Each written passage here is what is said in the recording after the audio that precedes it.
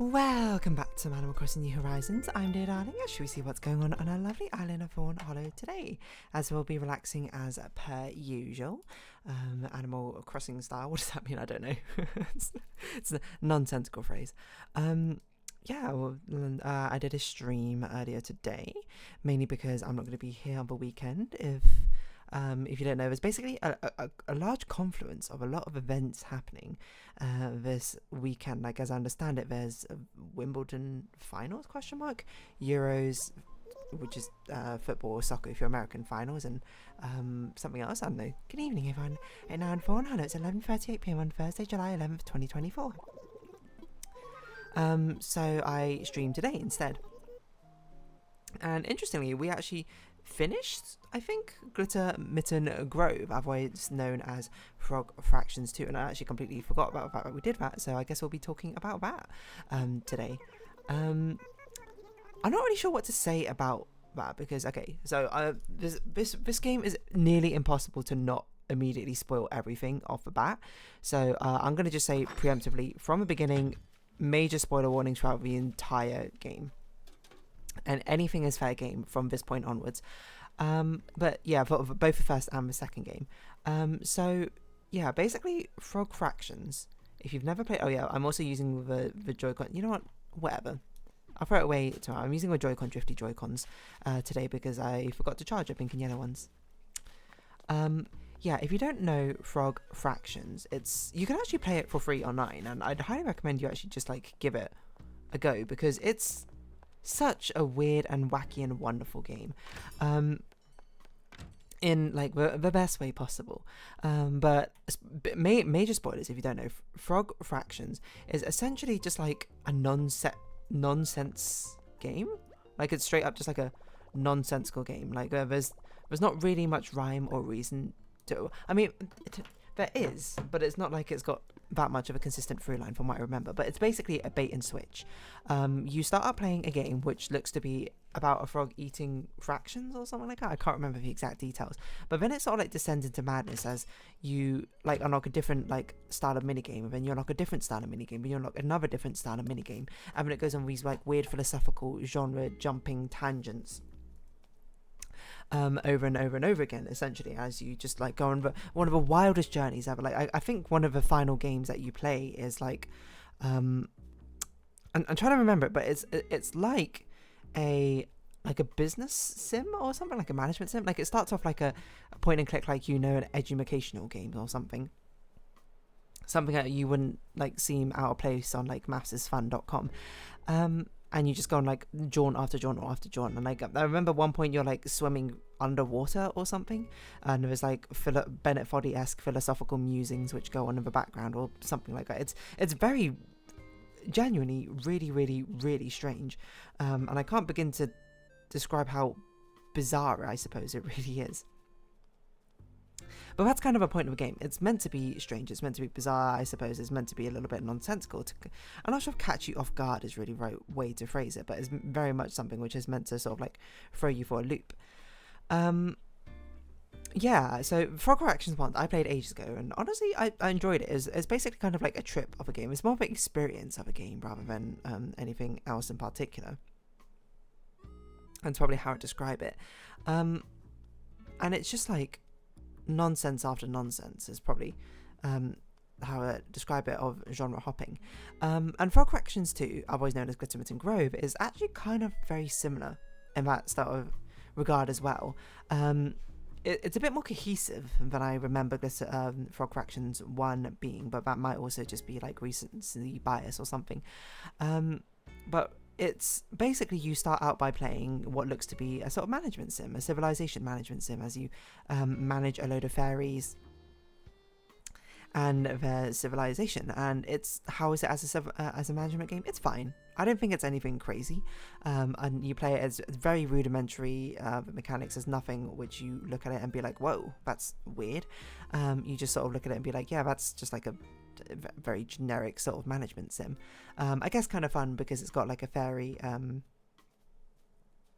aesthetic, but nonetheless it's very sort of like straightforward.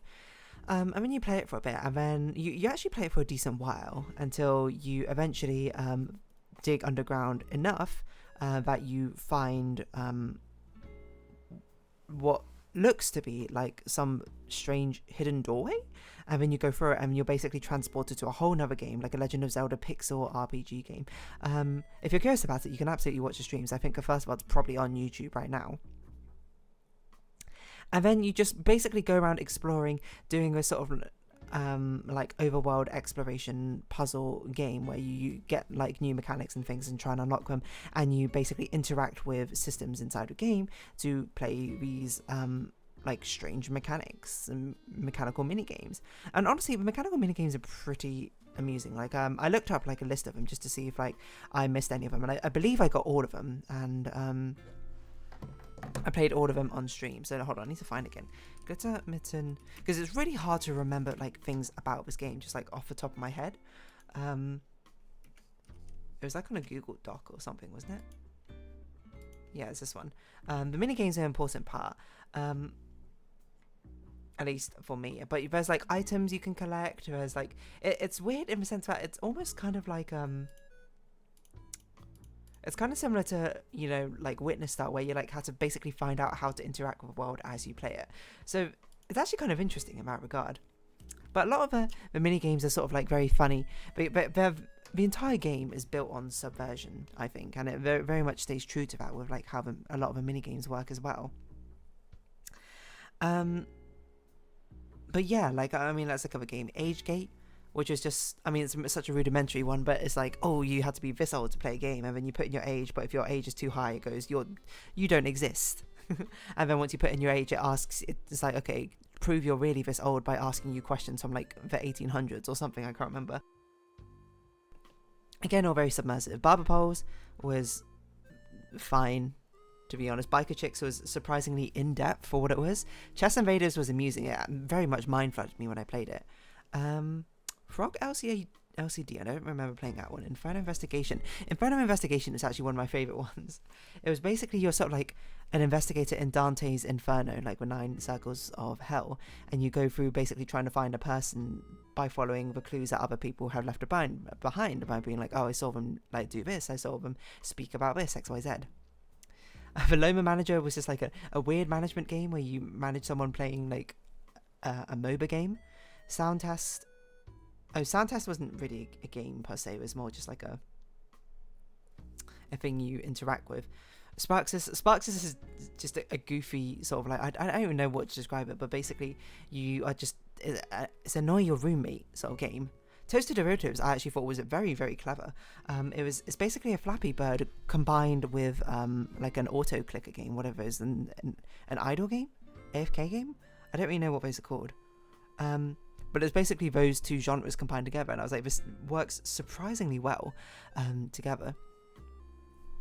Where basically your person will rise upwards as you increase like your revenue in the game, and then you can sell things to make them drop down again. But of course, by buying things, you have like a persistent upward slope that occurs because like you have a passive income. It genuinely is quite clever, I think, as a game, but actually me playing it, I was just like, wow, that's really quite interesting. And then you have Bomb Hell, Cop Hell, and Snake Hell. Those are all fine. They're just like more overworld meta games or something. Gauntlet, which is just the final thing, which I would say, if anything, is interesting, but like I very much expected while playing it to be like, oh, this is not the end of the game. Like, there's still more of this game to go. But no, that is actually just genuinely the end. I even said, like, after I finished it, I was like, is there still more to this game? And then like the Sound Test came up, and Sound Test is literally just like a thing to mess around with. So I mean, it's really hard to really give a definitive like rating, I suppose, for Glittermitten Grove or Frog Fractions, because by design they're inherently meant to be silly. They're not meant to be taken seriously. They're wild or whimsical. They're goofy. They're inherently ridiculous and completely subversive of a genre. They don't abide by the genre's rules because they don't care about the genre's rules. They care about them only so far as to subvert them in the end, which I think is very fascinating, honestly, to pay attention to, and I very much respect it for that. So I would say overall, like, play Frog Fractions 1. You can play it for free online, and if you like that, play Frog Fractions 2 because it's so weird at the same time. The only thing is it's very obtuse and trying to figure out how to do anything. But it really has its moments. Like there was one moment we had today on stream where basically all the symbols that you've been picking up this entire time, you know, I've been like, I don't know what the heck the point of these are for. Like, why do we have these? Why are we picking up these symbols every single time? And then it turns out the answer after all of this time is these symbols we're picking up are a language, and you can use that language to speak with a frog that you randomly find in the time machine. And then by talking to the frog, you can explain certain concepts and you can interact with them to kickstart off the end of a game. And it's just so, I don't know, it's so wildly wonderful and strange, right? It just makes you go, what? Or at least it makes me go, what? I was just like, it's such a strange concept. But I actually had a lot of fun trying to figure out the language, the frog language, while speaking to the frog using these things which I didn't even realise were going to be relevant in that sense. So it's very cool in that way. But like, I don't know what else to say about it. It's such just like a weird and subversive game. You can't really judge it on the same metrics that other people do. I wonder what Glittermitten Grove on Steam, what other people have said about it. Like, it's a game completely based on subversion, so it is a game where you probably should go into it blind, I would say. But, you know, at the end of the day, it's up for you. Screenshots only show a fraction of the depth the game has. Yeah, that's true. No real tutorial. That's true. It's very much like if you want to start trying to figure out a game. If you like that process of figuring out like the inbuilt mechanics of a game, like things on like Tunic, things on like Witness, etc., I think you'll genuinely enjoy the game quite a lot. It's very fun in that regard. But also inherently quite a difficult game to sort of like wrap your head around. Because, I mean, there's plenty of times I was playing the game just being like, what do I do here? Because I straight up just was like, I have no idea what I could even potentially do here. Because I don't know where to go. Like, there's obviously no instructions or whatsoever what's going on. You just kind of had to like follow your gut. You had to sort of remember things like here and there across multiple sort of like different style of playthroughs. And it's just like, this is a lot to take and a lot to remember. But again, if you're up for a challenge, absolutely go for it. It's a fun game in that regard. It's so weird. It's just so weird. Is probably what I can describe it.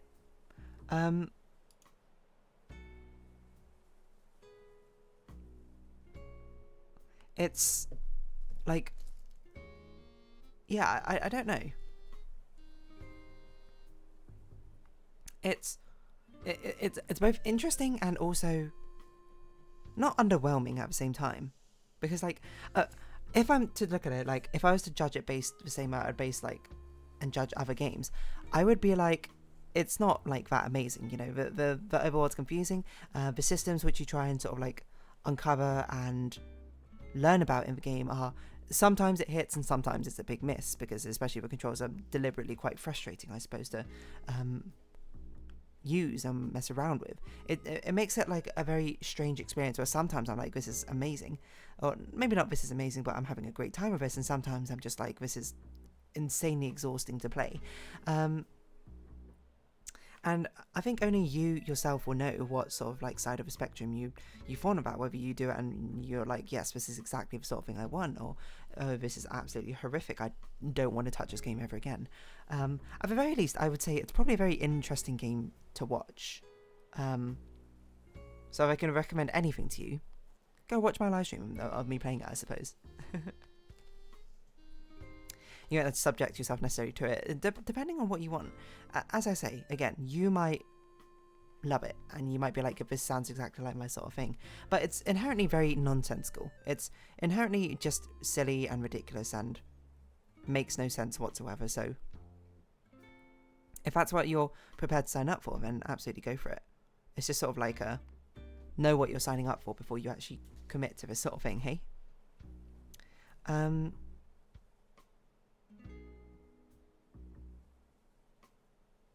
Yeah, I don't know where else I was going to go with that. Like, what else can even be said about Glittermitten Grove? Just like it's definitely one of the most unique games, I think.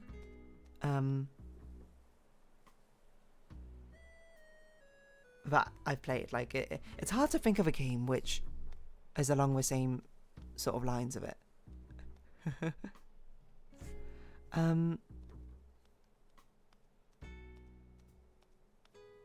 Yeah. Like I think that's my biggest, what ends up being my biggest problem with a game, is it's a game that which, by the design of like the mechanics that you have and the things you can interact with, is designed to be frustrating. You know, you pick up a sword and then now you're Steven Sausage Roll sort of moving about.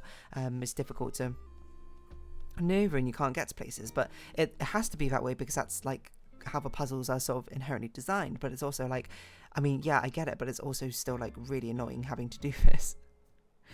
That's why it's sort of like I'm like back and forth on it. Like, is it good? Is it bad? I don't know. It just is. Really. So and yeah, I don't know where you may or may not fall on that entire like side of a spectrum of things. You might leave out a chance. You might not. I think that's kind of for you to decide, really. Yeah, and I'm just trying to think what else I want to say about Frog Fractions 2 or Glittermitten Grove. Did I prefer the first one? I'm not sure. I don't really remember what the first one's like, but I did enjoy my time on generally on this one. Despite the frustrations I had being like, I don't know how to interact with some of the systems. I don't know what you want from me a lot of the time as well.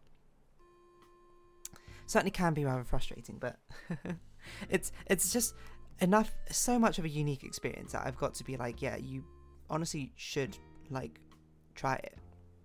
Like, why not just give it a go? It's so silly, it's so wonderful. It just truly one of the most unique experiences in a game. Of how it sort of just like plays around. I'm not even sure if it plays around with your expectations, but yeah. I mean, it does, but it's also, yeah, like, it is a tiring game. Like, if you are the type to persevere through it, I think you'll have a great time. I think you'll have an absolute blast. But if you know yourself and you're like, that sounds intensely frustrating, I don't want to deal with a game as exhausting as that, then absolutely don't, in my opinion, don't play the game. It's not...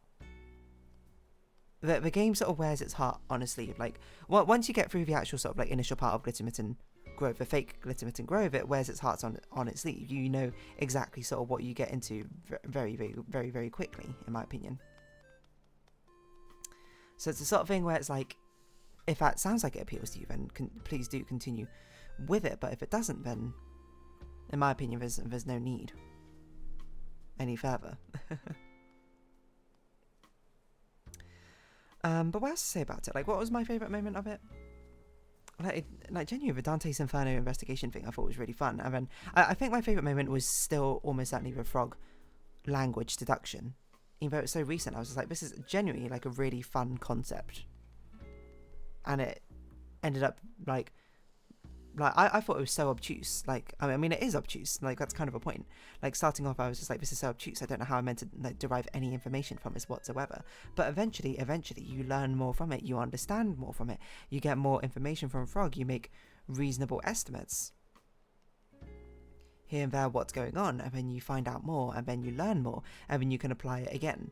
So, which you might be like, hey, that's just kind of like any sort of, not diegetic, but like any sort of emergent gameplay style of like puzzle game, and I can't refute that. That absolutely is what it basically is. That's basically exactly what it's like.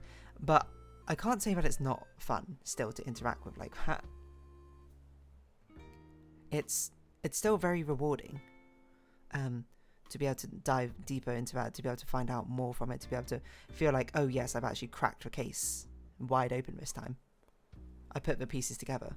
So I can't fault the game for that. Like, that's exactly kind of like what it was going for. So there's no faults really to be had there. Yeah, I guess on that note, I'm just going to round this episode up here. I don't know what else to say about it. Glittermitten Grove. It's just such a weird, wacky, strange, and wonderful game. But is it my favourite game ever? No. But I also don't think it's trying to be. But I also do think it's designed to be deliberately frustrating. So if you're not willing to put if you're not willing to sign up for like a weird, wacky, wonderful, weird, wacky ride, which is gonna, you know, make fun of you like a lot of a way as well, then it's probably not the game for you. But I will still stand by the fact that I think it's fun to watch. It's really hard to get much analytical depth into this because I'm not really sure what else analytical depth there is. I'm sure there is, but that's probably better done by video and analyses rather than just like spur of a moment sit down talks. Anyway, I'm going to wrap this episode up here, so if you have been watching, thank you very much. It's been Animal Crossing New Horizons. I've been Dear Darling. Likes, comments, subscription, shares, greatly appreciated. Socials, Discord down below. Hope we see each other again, but for now, it's our farewell. So until next time. Oh my gosh, laughter. Bye-bye for now.